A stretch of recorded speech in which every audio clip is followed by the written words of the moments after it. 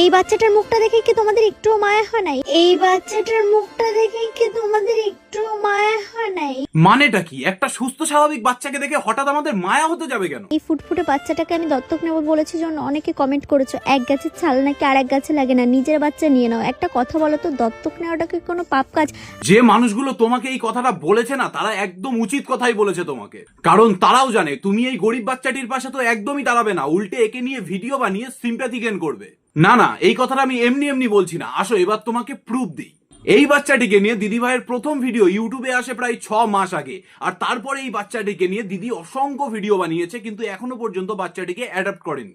তোমাকে শুধু একটাই কথা বলবো দিদি ভাই, লক্ষ লক্ষ ফলোয়ার নিয়ে এইসব উল্টো পাল্টা ভিডিও না বানিয়ে যদি সত্যিই তুমি এই বাচ্চাটির পাশে এসে দাঁড়াতে, তাহলে হয়তো তোমাকে দেখে তোমার এই লক্ষ লক্ষ ফ্যানের মধ্যে কয়েক হাজার মানুষও এই গরিব বাচ্চাদের পাশে এসে দাঁড়ানোর চেষ্টা করতো। তো তোমার কাছে হাত জোর করে একটাই রিকোয়েস্ট, যেটা তুমি করতে পারবে না সেটা নিয়ে অন্তত এই বাচ্চা বাচ্চা শিশুগুলোকে স্বপ্নও দেখিও না।